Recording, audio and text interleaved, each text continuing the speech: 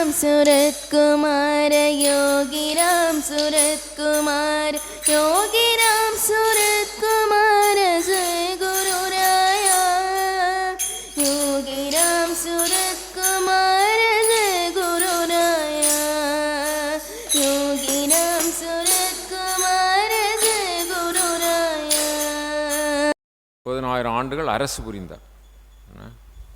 அவருக்கு பகவானுடைய காட்சி கிடைத்த பிறகு அவருக்கு அந்த துருவ பதவி உனக்கு கிடைக்கும் அப்படி சொன்ன பிறகு 30,000 வருடங்கள் ஆண்டார்.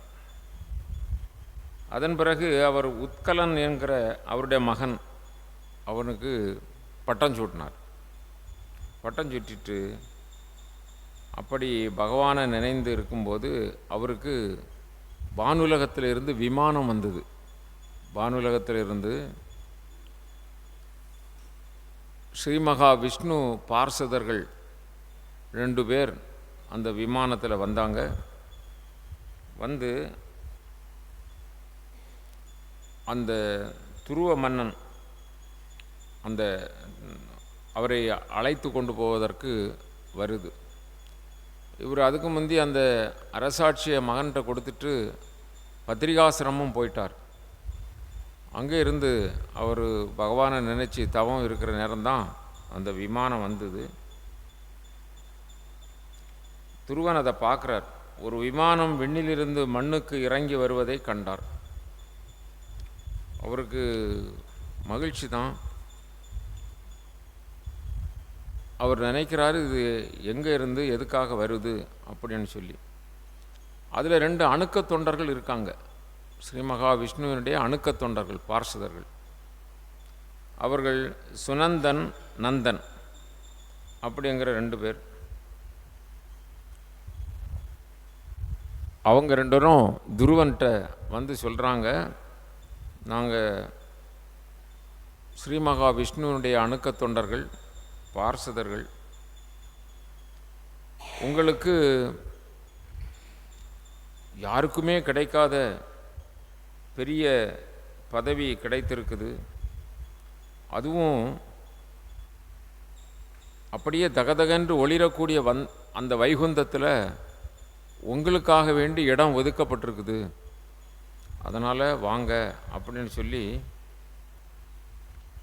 அப்படி வேண்டினார்கள். உடனே அந்த மிக சிறப்புக்குரிய அந்த துருவன் அந்த உயர்ந்த விமானத்தை மும்முறை வலம் வந்து பூசித்து விஷ்ணு பார்ஷதர்களையும் வணங்கி பொன்போல் ஒளிரும் திவ்ய திருமேனியை பெற்று அங்கே போகிறாருன்னா அவருடைய திருமேனியும் என்ன ஆயிட்டுது, பொன்போல் ஒளி பெற்றது. அப்படி பொன்போல் ஒளிரும் திவ்ய திருமேனியை பெற்று அந்த விமானத்தில் ஏறி உட்கார நினைத்தார்.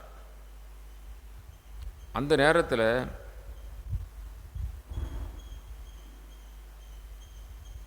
அந்த உத்தானபாதனது புத்திரனாகிய துருவன் அந்த விமானத்தில் ஏறி போகணும்னு நினைக்கிற அந்த நேரத்தில் மரண தேவதையான யமதர்மராஜன் அங்கு வந்ததை கண்டான். யமதர்மராஜன் அங்கே வாரார்.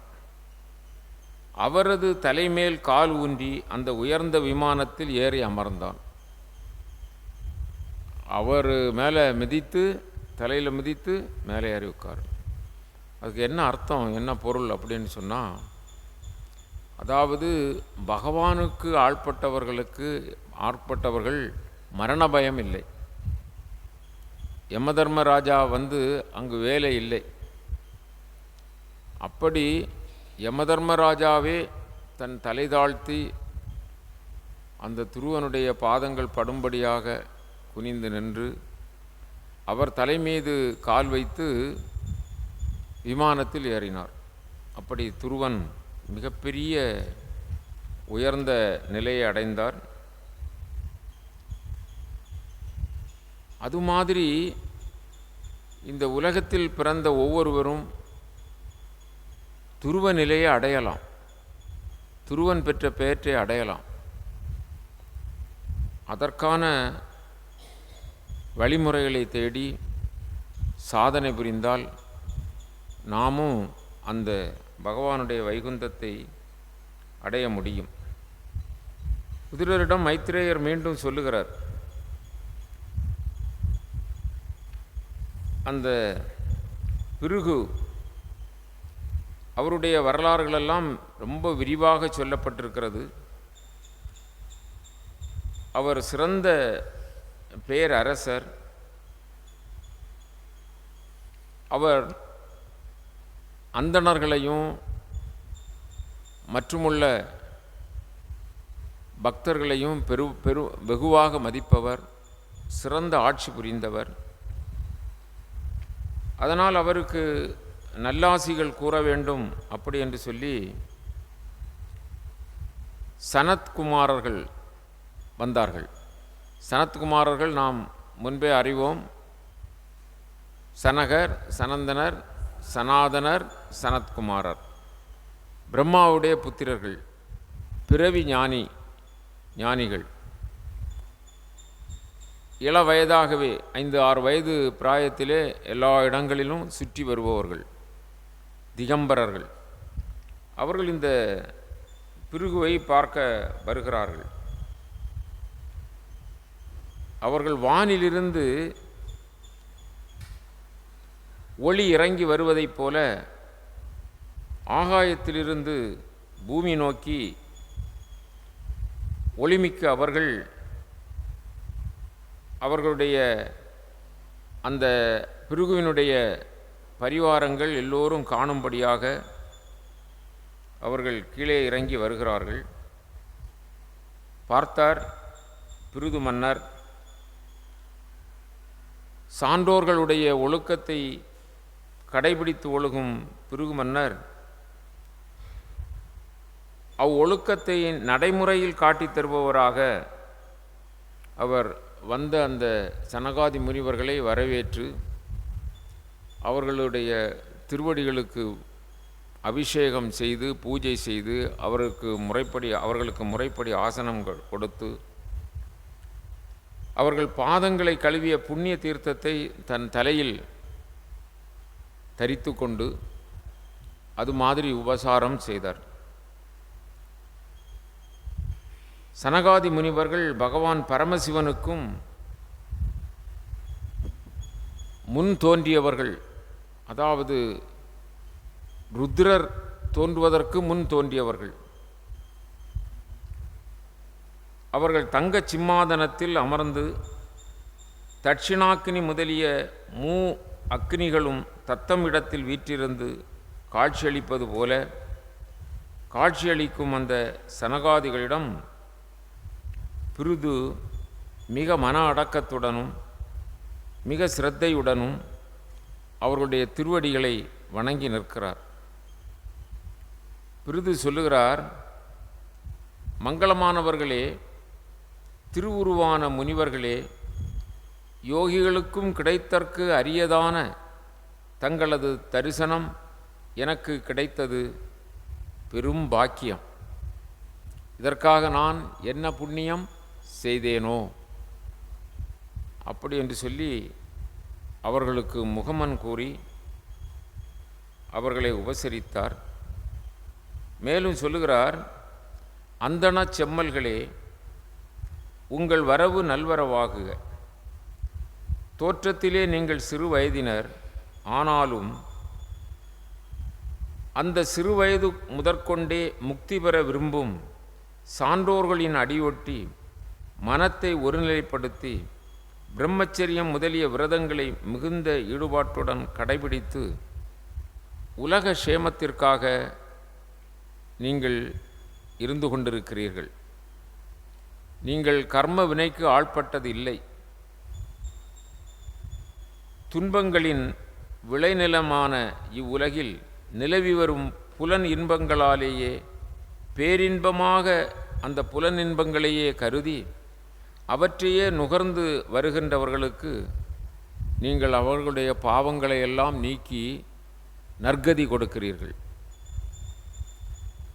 நமக்கு இந்த உலகில் வாழுகின்ற நமக்கு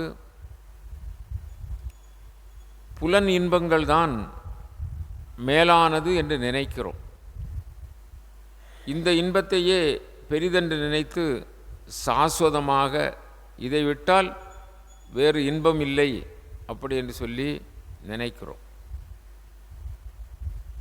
அதனால் ஏராளமான வினைகளை ஆற்றி அந்த கர்மங்களின் வாயிலாக வினை தொகுதிகளை சேர்த்து கொண்டு மீண்டும் மீண்டும் இந்த உலகிலே பிறந்து கொண்டிருக்கிறோம். அதனால் அப்படிப்பட்ட நிலைகளில் இருப்பவர்களுக்கு ஒரு விமோசனம் கொடுக்க நீவேர் எல்லா இடங்களிலும் போய் வந்து கொண்டிருக்கிறீர். அப்பொழுது அந்த சனத்குமாரர் சொல்லுகிறார், பிருது அரசனை பார்த்து, அரசே, பகவான் மதுசூதனனது திருவடி தாமரைகளின் கல்யாண குணங்களை பற்றிய புகழை கேட்பது என்பது கிடைத்தற்கு அரியதே. தூக்கம் வருது. யாருடைய கல்யாண குணங்களை கேட்பது? பகவானுடைய கல்யாண குணங்களை கேட்பது. நமக்கு சாதாரணமாக இது மாதிரி பகவத் கதைகளை சொல்வதும் கேட்பதும் மிக மிக அரிது.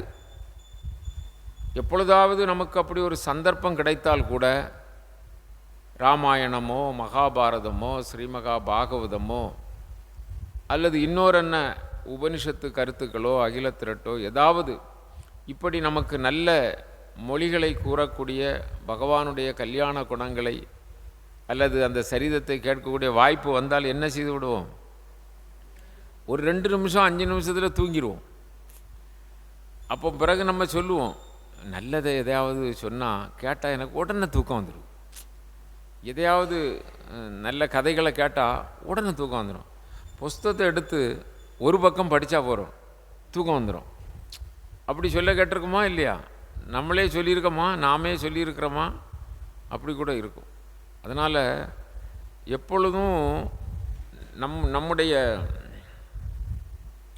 சுய சுவாபம் எப்படி ஊறி போய் இருக்கிறதென்றால், இப்போது அதில் கொஞ்சம் திறந்து விட்டு அந்த நடையிலிருந்து கொஞ்சம் பேசுங்கன்னு சொன்னால் எத்தனை மணிக்கூர் ஆகட்டுமே, என்ன எத்தனை மணிக்கூர் ஆகட்டுமே, சரி அவங்க பேசிகிட்டு இருக்கா இல்லையா, இப்போ வந்துடுவோவ என்ன அங்கே எதிர்பார்த்து இருந்தேன்னு வைங்க, அந்த மதிலுக்கு அப்புறம் எதிர்பார்த்து நின்று இங்கே அப்பா எங்கே இருந்து தான் மொழி வருதோ, எங்கே இருந்து தான் கதை வருதோ, அவன் அந்த கதவு எப்படி ஊற்று போல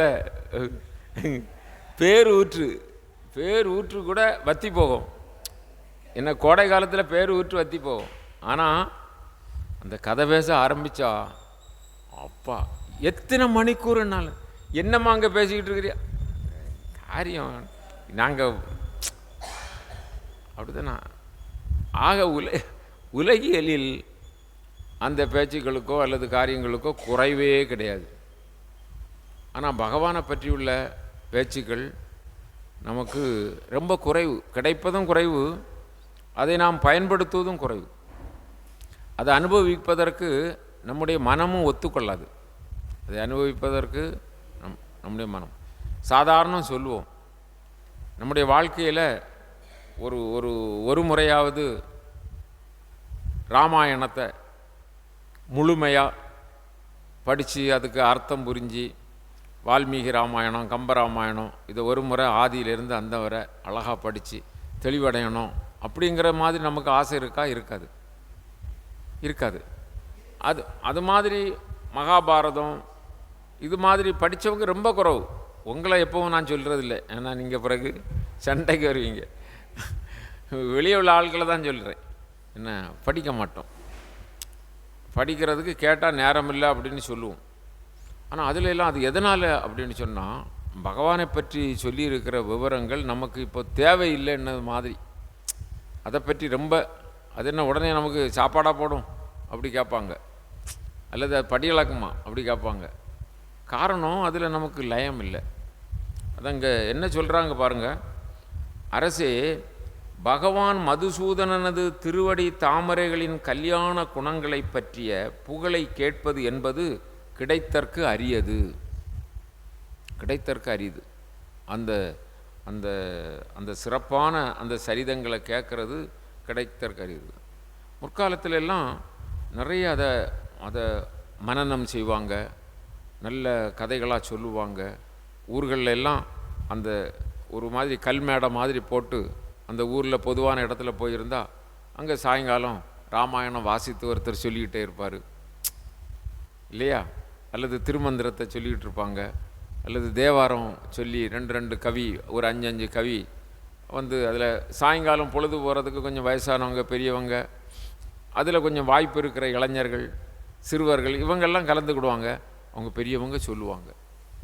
அவங்க சொல்லுவதுக்கு அவங்களுக்கு ரொம்ப சந்தோஷம், கேட்குறவங்களுக்கும் சந்தோஷம். கொஞ்ச நாள் அதில் லயமாக கேட்க கேட்க என்ன ஆகும், நமக்கு அதில் ஒரு ஈடுபாடு வரும் இல்லையா. அப்படி முற்காலத்துலலாம் வாய்ப்பு இருந்தது.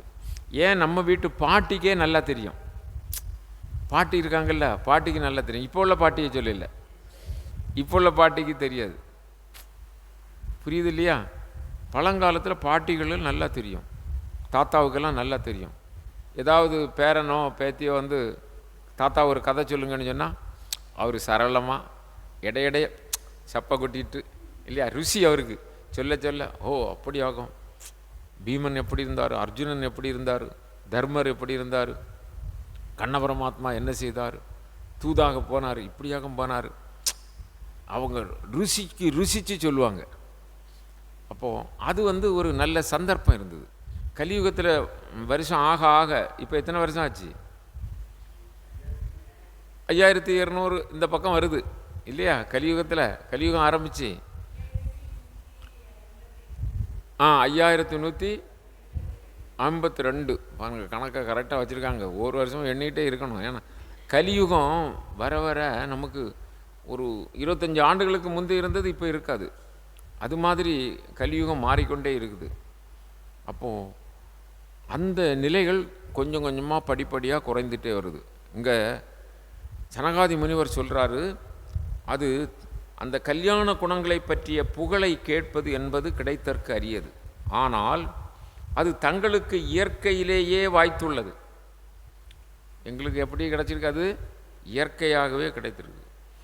எந்த ஒரு சாதனையினாலும் வேறு எந்த ஒரு சாதனையினாலும் எளிதில் நீங்க ஒண்ணாத கர்ம வாசனையாகிய மலம் பகவானது புகழை கேட்பதனால் இதயத்திலிருந்து விரைவில் நீங்குகிறது. ரொம்ப கீழே லைன் போட்டு குறிச்சி பட்டயம் போட்டு வீட்டில் வைக்க வேண்டியது என்ன. பகவானது கல்யாண குணங்களை, அவனுடைய திருவடி தாமரைகளின் கல்யாண குணங்களை பற்றிய புகழை கேட்பது என்பது கிடைத்தற்கு அரியது. அப்படி அந்த கல்யாண குணங்களை கேட்பதும் அவருடைய திருநாமத்தை ஜெபிப்பதும் அவரை பற்றிய ஆடி பாடி பாடுவதும் தெருவுதொரும் அலரா நின்றிலை கேட்குறார். ஏப்பா இவ்வளவு அற்புதமாக உனக்கு இந்த உடல் எல்லாம் தந்திருக்கிறாரு, பகவானுடைய நாமத்தை சொல்லி ஆடுகின்றிலை, நீ ஆட மாட்டேங்கிறா, பாடி ஆடணுமா. ஆடுகின்றிலை கூத்துடையான் கலர்க்கு அன்பு இல்லை. என்ன வேணும், என்னம்மா மிச்சர் வேணுமா, என்ன வேணும், பிளமா சொல்லுங்க. விக்ஸு துணை தண்ணியோ விக்ஸோ போட்டுக்கிடுங்க, அதுக்கு கேட்குறதுக்கு பக்கத்தில் வச்சுக்கிட வேண்டியது தானே. அதாவது நமக்கு இருக்கிற சத்தத்தை 8 நாள் பயன்படுத்தணும்னு நம்ம நினச்சி பயன்படுத்தணும். கேட்டிங்களா. காது நமக்கு இவ்வளோ நாள் பயன்பட வேண்டி இருக்குன்னுட்டு காதில் அந்த இதை சொருவிக்கிட்டு கேட்டுக்கிட்டே இருக்கக்கூடாது. நிறைய ஆள் காதில் 2 இருக்குன்னா கொஞ்ச நாளையில் காது போயிடும். ஆனால் கண்ணில் எல்லாம் டிவி பார்த்துட்டே இருந்தால் போயிடும். அப்போ எவ்வளோ நாள் நமக்கு பயன்படணும், இது என்ன போக வேண்டி இருக்குது என்கிறத பயன்படுத்துகிற விதத்தில் பயன்படுத்தணும். தொண்டையில் சத்தம் இருக்குன்னுட்டு ஓன்னு சத்தம் போட்டால் என்ன ஆகும். இப்போ இன்னைக்கு வாசிக்க கூப்பிட்டேன் அம்மாவை, அது தொண்டை சரியில்லை சார். அதனால் ஜாக்கிரதையாக இருக்கணும். நம்முடைய எல்லாமே நம்முடைய சக்தியை ஒரு காலமும் வீணாக்கக்கூடாது. இந்த விஷயத்துக்கு பாருங்கள், வீணாக்காமல் இருந்தால் தான் நமக்கு நல்ல உற்சாகமாக இருக்க முடியும். எல்லா விஷயத்திலும் ரொம்ப ஜாக்கிரதையாக கவனமாக இருக்கணும். இங்கே பாருங்கள், அதாவது பகவானுடைய அந்த கல்யாண குணங்களை, சரிதங்களை, பகவானுடைய புகழை பாடுவது, பேசுவது, அவருடைய நாமத்தை ஜெபிப்பது, அவருடைய பஜனை பாடல்களை பாடுவது. ஆடுகின்றிலை கூத்துடையான் கலர்க்கு அன்பு இலை. உனக்கு அந்த கூத்துடையான் கலர்க்கு அன்பும் இல்லை. ஆடுகின்றிலை தெருவுதோறும் பாடுகின்றிலை. தெருவுதல் எல்லா தெருவும் போய் பாடிக்கிட்டே இருக்கணுமா என்ன? தெருவுதோறும் பாடுகின்றிலை கூத்துடையான் கலர்க்கு அன்பு இலை என்புருகி பாடுகின்றிலை. பாடும்போது எப்படி இருக்கணும்? எலும்பும் உருகி அப்படி அப்படி நைந்து நைந்து பாடணும். பாடுகின்றிலை என்ன பேரு பெற்றாய், அதுதான் இங்கே சொல்கிறாரு. ஆகவே அப்படி அந்த சரிதத்தை கேட்பதிலும், பகவானை பற்றி சிந்திப்பதிலும், அவருடைய திவ்யமான மங்களகரமான குணங்களை பற்றி எண்ணுவதும், இந்த செயல் இருக்கிறதல்லவா, இதுதான் உலகில் இருக்கின்ற எல்லா சாதனைகளிலும் மேலானது. எந்த காரியத்தை செய்வதற்கு? நம்முடைய கர்ம வாசனையாகிய மலம் நம்முடைய உள்ளத்திலிருந்து நீங்குவதற்கு. கர்ம வாசனை என்றால் புரியும் என்று நினைக்கிறேன். பல ஜென்மங்களில் செய்த பாவங்கள், கர்ம வினையின் காரணமாக வந்த அந்த தீவினைகள், அந்த நீக்க ஒண்ணாத கர்ம வாசனைகள், அதை லகுவாக நீக்க முடியாது. அது நம்முடைய உள்ளத்தில் மண்டி கிடக்கிறது. அதை நீக்குவதற்கு ஒரே வழி இறைவனுடைய திருநாமத்தை ஜெபிப்பது, கல்யாண குணங்களை பேசுவது, அதிலேயே ரமித்திருப்பது. சொல்லுகிறார், சாஸ்திரங்கள் என்னும் மக்களது மேன்மைக்கான விஷயங்களை பற்றியே அலசி ஆராய்ந்து அதன் முடிவை கூறுபவை. அவ்வாறு அவை கூறிய முடிவு ஆன்மாவை தவிர உடல் முதலியவற்றில் வெறுப்பும் நிர்குண பிரம்மமான பகவானின் உறுதி பற்றும் கொள்வதே ஆகும். இந்த சாஸ்திரங்கள், உபனிஷத்துக்கள், வேதங்கள் எல்லாம் என்ன சொல்லுகிறது என்று சொன்னால், ஆன்மாவை பற்றிய பற்று, ஆன்ம பற்று நமக்கு வேண்டும். இந்த உடல் பற்று அல்ல. இந்த உடல் அழிந்து போகக்கூடியது. ஆன்ம பற்று வேண்டும். அந்த ஆன்மாவிலே உறுதியான பற்று கொள்ள வேண்டும். பகவானிடம் உறுதியான பற்றுதல், தீவிரமான ஈடுபாடு, பகவானை பற்றிய தர்ம நெறிகளை கைக்கொள்ளுதல், எல்லாமே அந்த ஆத்மஸ்வரூபமாகிய பகவானை சுற்றி சுற்றித்தான் நம்முடைய வாழ்க்கை முழுவதும் இருக்க வேண்டும். அதான் நின்றாலும், இருந்தாலும், எழுந்தாலும், நடந்தாலும், பேசினாலும் அவன் புகழைத்தான் பேச வேண்டும், பார்த்தாலும் அவனைத்தான் பார்க்க வேண்டும், கேட்டாலும் அவன் நாமத்தைத்தான் கேட்க வேண்டும், சிந்தித்தாலும் அவனைத்தான் சிந்திக்க வேண்டும். நம்மிடம் இருக்கிற கருவிகரணங்கள் அவனையே நோக்கி இருக்க வேண்டும். அதனால் பகவானிடம் உறுதியான பற்றுதல், தீவிரமான ஈடுபாடு, பகவானை பற்றிய தர்ம நெறிகளை கைக்கொள்ளுதல், ஆன்ம ஞானத்தை பெறுவதற்கு துடிப்பு வேண்டும். ரொம்ப பேராசை, துடிக்கணும். எப்படி துடிக்கணும்? மீன் தண்ணியில் கிடக்க மீனை எடுத்து கரையில் போட்டிங்கன்னா அது எப்படி துடிக்கும் இல்லையா? ஒரு சுவாசத்திற்காக எப்படி துடிக்கும் பார்த்துருப்பீங்க இல்லையா? மீன் கரையில் விழுந்துட்டேன்னா அல்லது கரையில் யாராவது பிடிச்சி போட்டாங்கன்னா அப்படியே துடிக்கும். அது மாதிரி உள்ள துடிப்பு நமக்கு வேண்டும். மனதை ஒருமுகப்படுத்தல் என்னும் யோக பயிற்சி, பகவானையே உபாசித்தல், எப்பொழுதும் பகவத் கதைகளை செவியார பருகுதல். வியாழக்கிழமை மட்டும் போதாதையா, இன்னும் எத்தனை நாள் நீங்கள் ஏற்பாடு பண்ணுறீங்களோ தெரியாது. எப்பவும் எங்களுக்கு அந்த பகவானுடைய சரிதத்தை தான் கேட்டுக்கிட்டே இருக்கணும். அப்படிங்கிற பெரிய ஆசை நமக்கு வேண்டும். உலகியல் செல்வங்களிலும் பொறைபுலன் இன்பங்களிலும் ஈடுபாடு கொண்டு திரிவோரின் இணக்கம் கொள்ளாமை.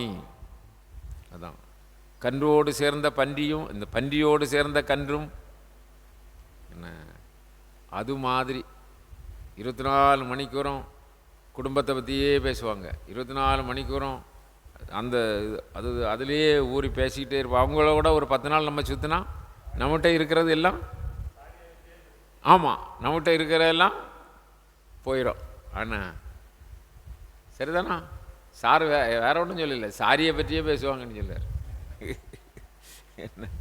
அப்போது அந்த அந்த உலகியலில் அந்த நாட்டம் உடையவர்களோடு நாம் சேர்ந்து அதிலேயே கொஞ்சம் கொஞ்சம் அவங்களோட இந்த பணத்தை எப்படி பெருக்கிறது, இதை எத்தனை வட்டிக்கு கொடுக்கறது, இதை எத்தனை வட்டிக்கு கொடுத்தா எவ்வளோ ஆகும், அதை நமக்கு எப்படி சேர்த்து வைக்கிறது, பிறகு எப்படி அப்படி இப்படின்னு அதிலே ஊறி இருக்கிறாங்க பார்த்தீங்களா. அப்போ அதில் நம்ம சேர்ந்தோன்னு வைங்க, 4-5 நாளில் நமக்கும் அது மாதிரி அவன் பெரிய பணக்காரன் ஆகிட்டான், திடீர்னு தானே ஆகிட்டானா, கொஞ்சம் நாளைக்குள்ளே. ஆமாம், கொஞ்சம் ரியல் எஸ்டேட் பண்ணானா, அதை செய்தானா, அப்புறம் வட்டிக்கெல்லாம் கொண்டு கொடுத்தானா, இப்போ என்ன எத்தனை ஏக்கர் வாங்கியாச்சு. அவன் இங்கே கன்னியாகுமரி மாவட்டத்திலே ஆள். என்ன நினச்சே நீங்கள் அவனை? அப்படி அவனுக்கு புகழை தான் பேசுவோம், கடவுளுக்கு புகழை பேச மாட்டோம் இல்லையா.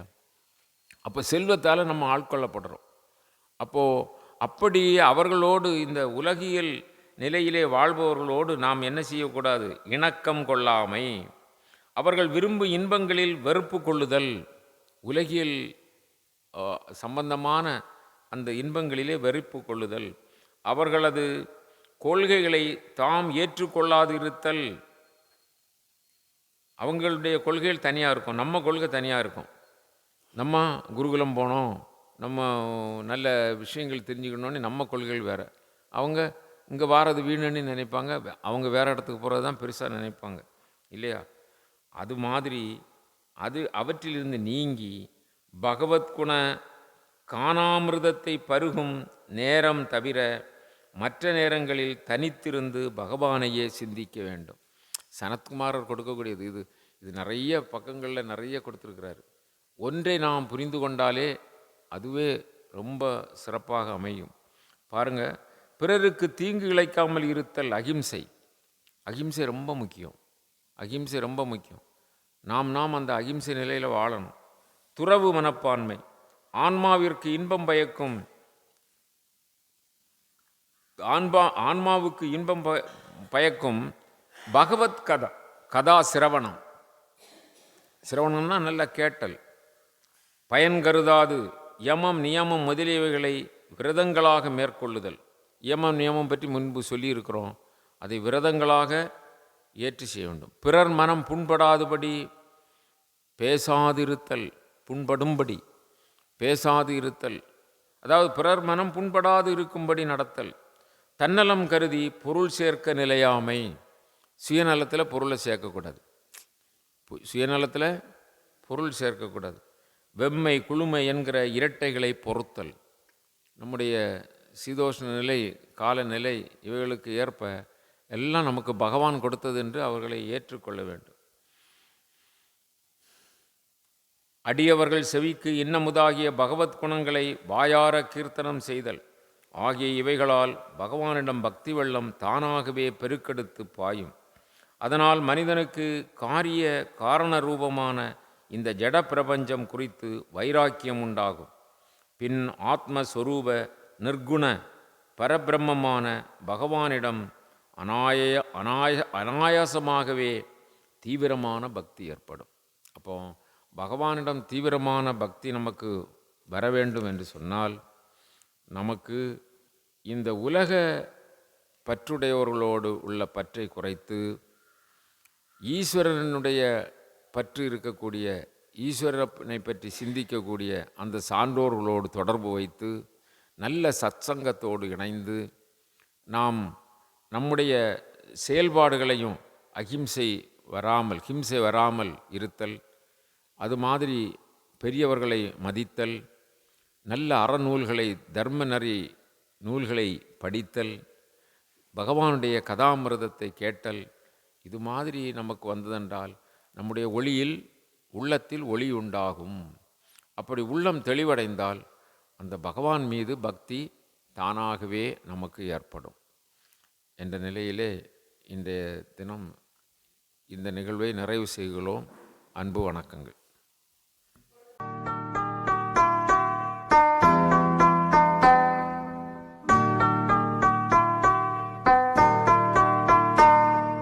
योगी राम सूरत कुमार जय गुरु